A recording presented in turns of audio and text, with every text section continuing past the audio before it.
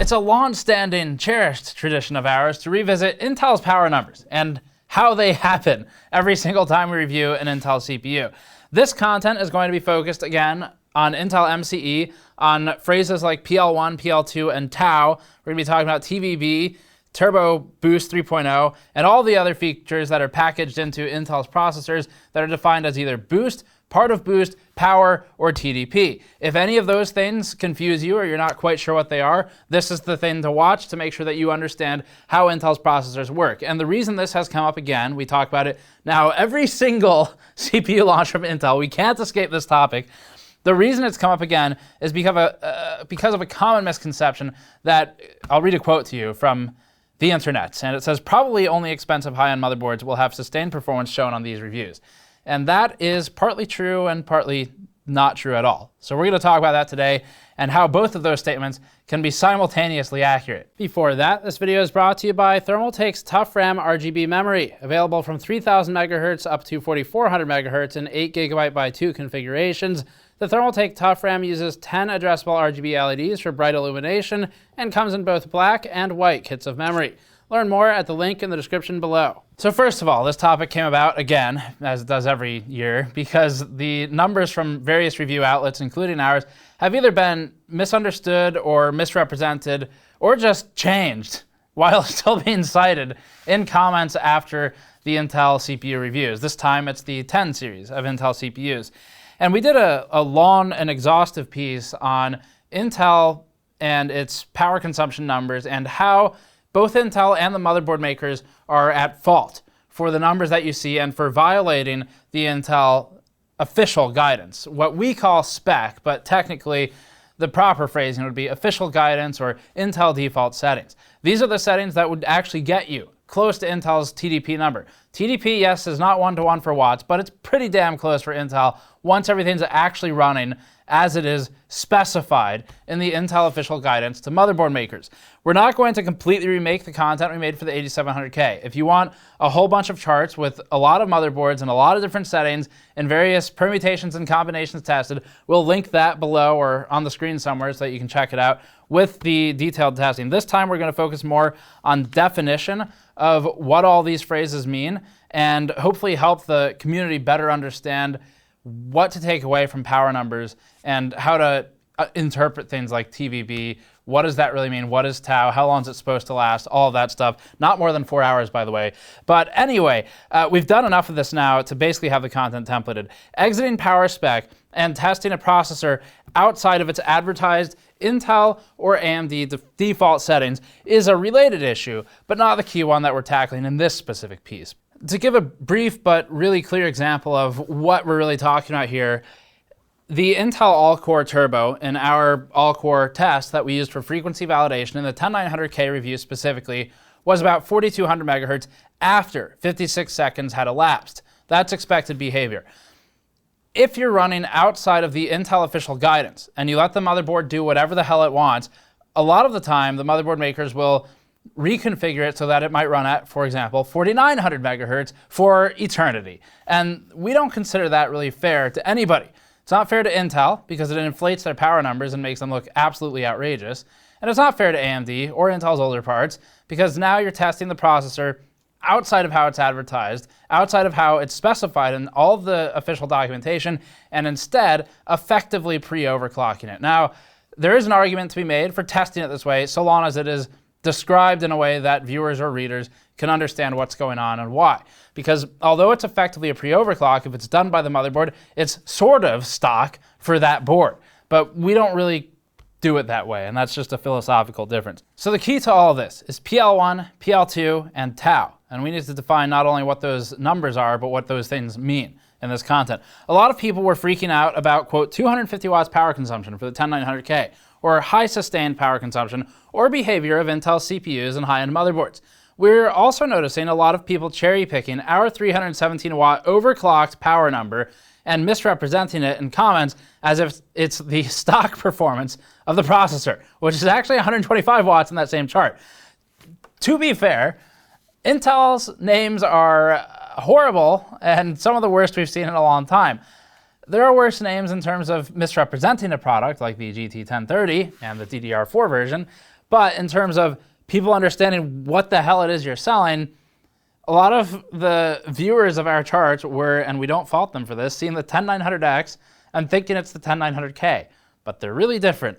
And that's on Intel, of course, that part. So the 125 watt number is technically lower than the 3900X. In a lot of applications, though, the 10900 ends up less efficient just because of the core deficit. As we always say, please don't try to shortcut reviews because it can misrepresent data. And a lot of people only consume content via comments now. And it's a really unfortunate way that the internet is structured. But when you watch a review in part and then try to share that information without really watching it and digesting it, it does a disservice to the other people who come into the channel or thread or whatever and only read the comments because they're trusting you. They trusted you to get it right. And if you shortcut the review, it might not be right. So all of that said, we have to look at now how the data becomes what it is. A lot of the freak out over the 250 watt number is because of a lack of education on how Intel CPUs actually work. And specifically, there's a lack of education, and not to say that the people are uneducated, but that Intel does a very poor job of educating the audience of what its processors do and how they work. The lack of information here pertains to power limits and Intel default settings. There was a similar one with the 8700K, with the 7700K, and everything in between, including the 9000 series. And this was also true for AMD's Precision Boost 2 and PBO, which people constantly conflated, but actually they're two distinctly separate things. We have a whole separate video on that. So the most common misconception we're seeing is about motherboards affecting performance, and that is sort of true, but in a test environment which is controlled properly, by our definition of proper, everyone's got kind of a different idea, but our definition of properly controlled is that the motherboard shouldn't really impact performance outside of things like auto vCore, which will affect thermals and power, and that's really it. As long as the motherboard can sustain the CPU, like you're using a reasonable board for the CPU you're testing, meaning you're not using a VRM that is underpowered for the CPU, then all the numbers should be about the same, in theory. Now, this also requires controlling subtimings in the memory and just about everything else. But as long as you have a controlled test platform, having a $700 motherboard or a $200 motherboard or a $150 motherboard, it doesn't matter as long as everything's controlled. And that specifically includes Intel PL1, PL2, and Tau, and base clock, and a couple of other things like the multipliers. But you can get them to all be the same if you set it to the Intel default specification, i.e. Intel official guidance provided to the motherboard manufacturers. This is going to be kind of basic for the rest of our coverage spectrum, but it's important to go over, and we need to explain how conflicting power numbers can exist. They can all be true, but they might not have been taken the same way, and specifically, assuming we're all measuring at the EPS 12 volt cables rather than the wall, specifically what you're really looking at is auto vCore and then the Intel default settings. So GN's philosophy is that all CPUs should be tested under their assumed default settings. Because the motherboard is responsible for setting a lot of those things on the CPU, we might have to go in there and make sure that the motherboard is following the spec. So we don't let motherboards cheat, is basically what we're saying here. AMD also has rules that we follow to make sure it's following its own spec, but everything's got different terminology. And motherboard makers do a lot of screwy things to cheat each other out of the charts for the outlets that do rank motherboards against each other by things like FPS. They'll do stuff like set the P clock to 100.8 because that's cool, and it gets you maybe an extra 30 megahertz or something like that to beat the next guy. Despite this being a motherboard thing, it is also Intel's problem because Intel ends up looking bad when the power consumption is through the roof because the motherboard manufacturer decided to exit the official guidance in order to outdo the next motherboard manufacturer. It's also Intel's problem because they don't step in and put a firm foot down on what should actually be shipped stock, and so you end up in a scenario where it's kind of freeform, the interpretation.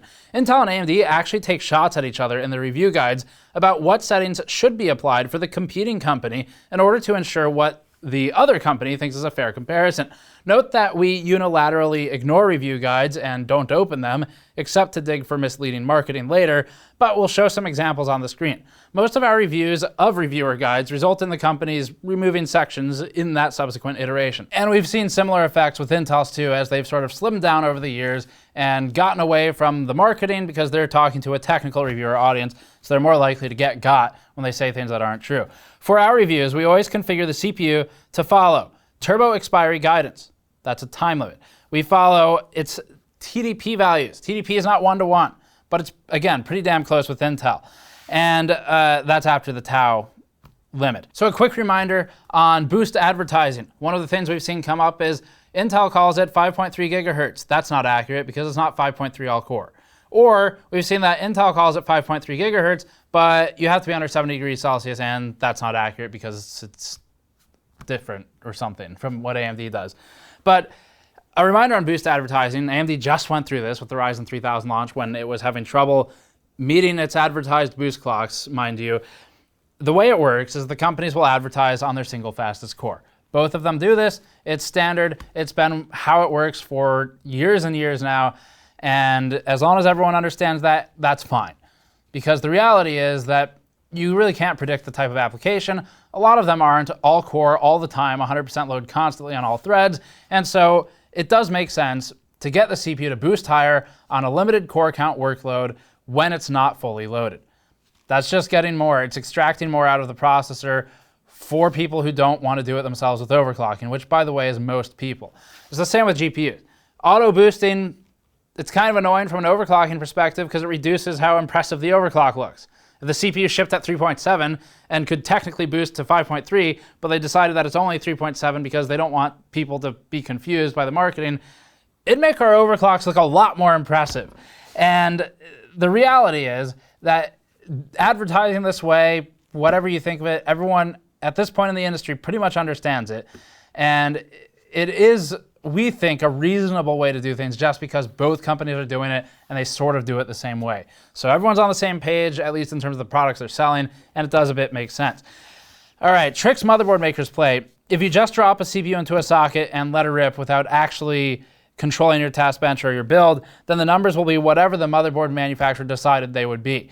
We control our task bench again for review purposes, but you don't have to if you're just building a system for yourself, and that may impact the cooler you choose. For instance, if you're letting your board run at 4.9 gigahertz all core all the time, and we're letting ours run under Intel default settings, where we might have between the two of us something like 125 watt power difference, actual power.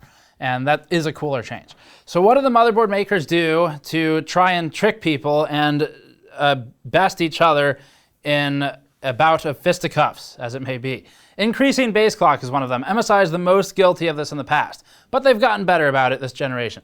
Base clock affects most buses in the system and affects memory and CPU speeds. So it's more than just the CPU frequency going up. Our original research piece on this for the 9000 series talked about this a lot. Base clock is multiplied against the multiplier for frequency. Some board makers will have boards run at 100.3 base clock, 100.5, or even upwards of 100.8. We've seen 101 as well. Multiply that against 10 cores and maybe 40x or something, and you suddenly have enough of a difference for board A versus board B to have a gap. 100.8 times 48 would give you 4838 megahertz instead of 4800 megahertz. Across 6 or 10 cores, that really starts to create a difference. This, we think, is cheating, and it's bad because it creates instability and it creates problems for the end user when they don't understand their system is technically overclocked. Base clock in particular is a bad one to cheat with for the motherboard manufacturers, because with base clock, you're now in a scenario where you're overclocking basically everything in the damn system. So it's all questionable whether it's stable or not, and this can be bad for the user. MCE, this is less common after our previous 3 generations of exposés, but it is absolutely still around. Board makers used to commonly enable MCE or multi-core enhancement, which would apply the single core turbo across all cores all the time. You're potentially taking your CPU from 4.8 to 5.0 gigahertz all core, which massively shuffles the charts and is functionally an overclock, or from 4.2 to 4.9. Turbo time expiry is another cheat that they do. This is a tricky one that we caught with the 8000 series launch and again with the 9000 series launch. It was the new way for motherboard makers to disguise their modification of Intel Spec. They do this to try and beat other motherboard makers in review charts, but we counter it with manual controls and use it to burn the marketing arm. Intel Spec defines that the i9-10900K expires from turbo at 56 seconds, but some motherboard makers extend it to 175 seconds or longer. 400 in some cases, and that affects the test results. There are other ways, but these are the most common ways that motherboard manufacturers try to play with the results if you're not being mindful of it. Intel's turbo boosting language has gotten confusing, and we have to reference it regularly to make sure everyone's on the same page. So the keywords: base clock, turbo 2.0, turbo 3.0, TVB or thermal velocity boost, and that's probably the key stuff we'll start with. So Intel's default specifications or settings define a TDP of 125 watts. Again, TDP is not one-to-one with power. AMD's is most certainly not, since they reverse engineered a number to equal Intel's for SI and OEM business reasons. More on that in our other pieces. But it is pretty close to one-to-one in some scenarios with Intel's TDP definition. Intel defines its boost guidance as follows. The i9-10900K has a PL1 of 125, a PL2 of 250, and tau of 56 seconds. We'll define these in a second. The 10600K has PL1, 125, PL2, 182, and tau of 56 seconds. PL1 is the power limit 1, which is 125 and happens to align with TDP. Intel's TDP calculation takes the IHS into account, and the company does some justification via the thermal capacity of the IHS, but again, that's a different topic. The CPU is supposed to limit itself to 125 watts under the lower of the two power limits. PL2 is power limit 2, which is the short-term boosting allowance. This one is set to 250 watts, but 250 watts isn't actually needed if the voltage is lower. So we'll talk about that too, and again, it's not quite one-to-one. This is evident in our power test where we saw a turbo draw of 200 watts in Cinebench R20 for under 56 seconds. Tau is the turbo time limit. This is the amount of time that Intel default settings specify turbo is allowed to run before it expires and returns the CPU to lower clocks like its all-core base or the limited core turbo boost clocks. For these two CPUs, that's a 56-second window. Our chart on the screen illustrates this time window where you can see the CPU starts out at a higher frequency in the test, but it drops down to lower boost levels pretty much immediately. Power consumption lines up with this and drops from about 200 watts at the current clamp at the EPS 12-volt cables to about 125 watts on the 10900K. Finally, power. As a quick note, we're talking a lot about power limits. That doesn't necessarily mean the CPU uses as much as it's limited to or allowed to. A 250 watt PL2 doesn't necessarily mean the CPU will use all 250 watts available to it. In our testing, for instance, we found that it typically peaked lower. That's because power in watts is derived from volts and amps. And in this instance, the motherboard used is often running at a better auto V-core for stock settings than some competing motherboards. We used the Asus Maximus 12 Extreme.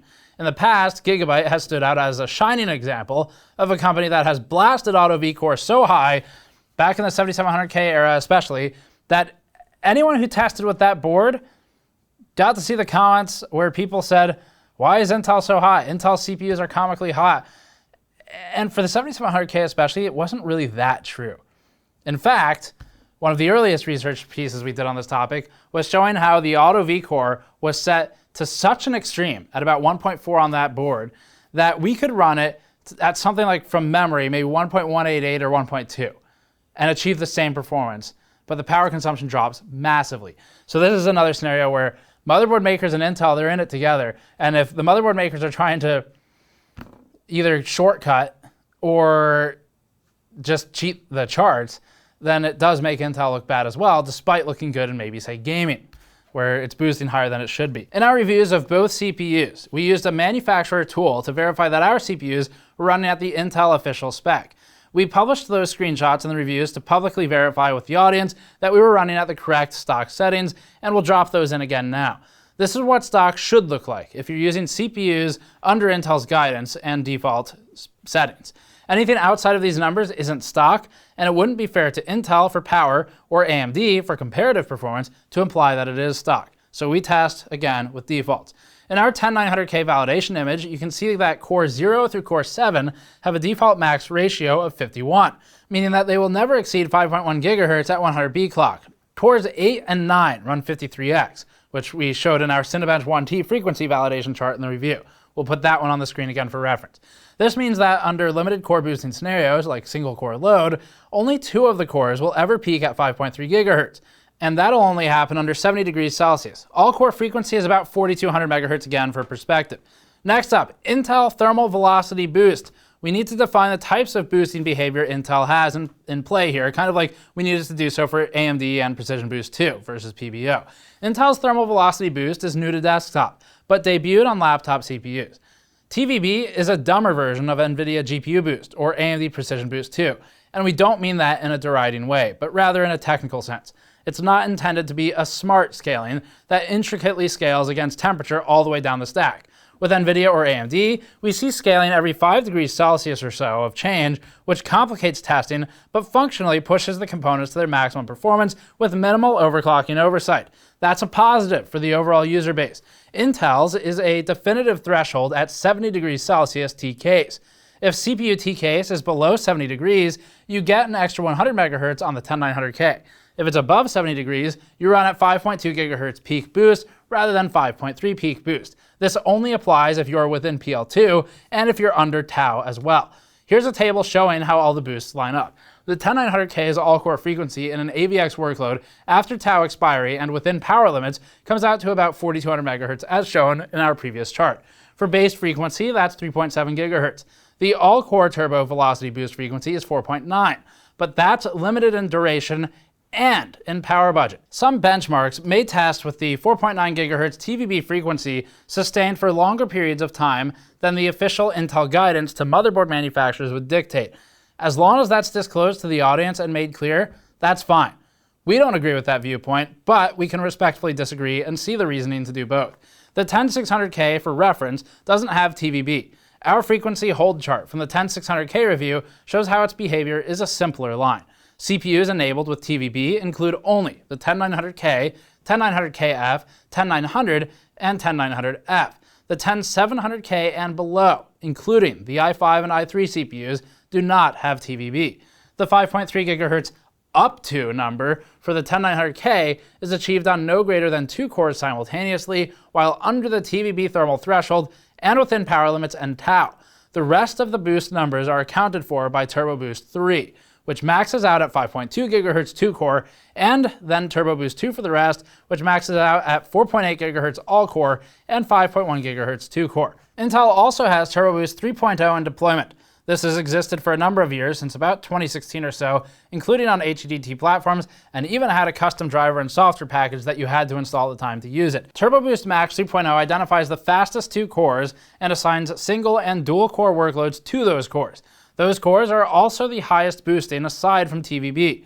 Turbo Boost 2.0 is simpler and only affected by power and to some extent thermals, whereas Turbo Boost 3.0 can also be affected by OS support, drivers in some older deployments, workload, and the usual thermal power and time windows. The CPU remains within warranty with Turbo Boost 3.0 active and does not violate the warranty, much like Precision Boost 2 does not violate the warranty for AMD. So that's how it all works. This is a really old discussion point for us. We've done it so much at this point now that we're really just fine with referring you to the most recent piece from probably the 9900K if you want to learn more in terms of charts and data about how different motherboards interact with those CPUs. And that's not a one-to-one here, but a lot of the same games apply. So the real point of this is to define all of those numbers, what they mean, what Intel says is its specification, which is how we test it, because that's, I should note this too, that's going to be actually conservatively low, if anything. So the official guidance or default specification from AMD and from Intel both, because they both care about power almost more than anything in a lot of cases. You look at the wider market outside of enthusiasts. Their guidance is almost always going to shoot lower than what these motherboard manufacturers will do. Actually, 100% of the time will shoot lower unless the board is broken. From our point of view, that number that comes out is the correct one to show in a review, because you have to draw a line somewhere and say, this is overclocking and this is out of the box. And for us, we care about out of the box if we're showing it stock in a review. When we want to overclock it, we overclock it, and those numbers are marked separately in all the charts. So we try to just make it really clear for everyone, but we don't obviously shove all this information into the reviews, so it's still important to put out there. For people talking about the 250 watt number, a lot of the discussion we're seeing is as if that number is the permanent one. But in reality, if you're using the CPU as Intel defines it stock, and if the motherboard manufacturers listen, and you can tweak it if they don't, by the way, then that number, it would be 200 maybe to 250, depending on the workload, and all core, sustained for 56 seconds. And after that, it should fall pretty close to 125 before accounting for VRM efficiency losses, plus or minus a little bit. So if you play a game or run an application for, let's say, an hour and use it under the Intel default settings, it should be closer to 125 watts. And if you expand it and you run MCE or ignore turbo limits, stuff like that, then yeah, it's going to be higher power consumption. But the important thing is that everyone understands how the power numbers are derived and why. and hopefully this helped with that. So keywords, PL1, PL2, tau, and tau is the especially important one because it's the one that motherboard manufacturers most often screw with to try and throw people off. So that's how the CPU is supposed to run and what all of its terminology means. In terms of reviews, you know how we feel about it at this point. That's not to say that doing it other ways is wrong. In fact, there's a lot of value to be provided by doing it through other methods, through not doing it by Intel default specification or guidance. The value would be mostly that you can show what motherboard manufacturers are doing screwy things, or you can maybe show the audience, hey, this is what you can get out of it if you buy this board, or this is what you can get out of it if you're afraid of overclock and you want it to be pre-overclocked for you. There's value there, as long as it's all disclosed. And this isn't a knock at reviewers, it's really a thing with the audience to make sure everyone understands what they're looking at, because different reviewers, many of whom we respect in the space, obviously have different approaches. And that's good. It's good to have that diversity. But a lot of the time what's lost when viewers or readers are looking at different outlets' takes on a product is they'll sort of compare our test versus this test versus that test without any of the nuance. And this goes back to the original comment about not spreading misinformation. And if you lose all that nuance, what happens is you have a whole bunch of numbers that mean nothing. And that's not useful to anyone. So watch within context. Hopefully that helps everybody, and leave your questions on this topic below if you have more. We'll reach out to Intel if you need any definitions that we can't easily get, and we'll carry on the topic. Subscribe for more. Go to store.gamersnexus.net to help us out directly on pieces like this, like by back ordering one of our brand new mouse mats that sold out right away. You've heard me say it a few times now, but thanks for the support. It's phenomenal, but we did think we had 6 months of inventory, and it lasted 2 days. So check back for more. We'll see you all next time.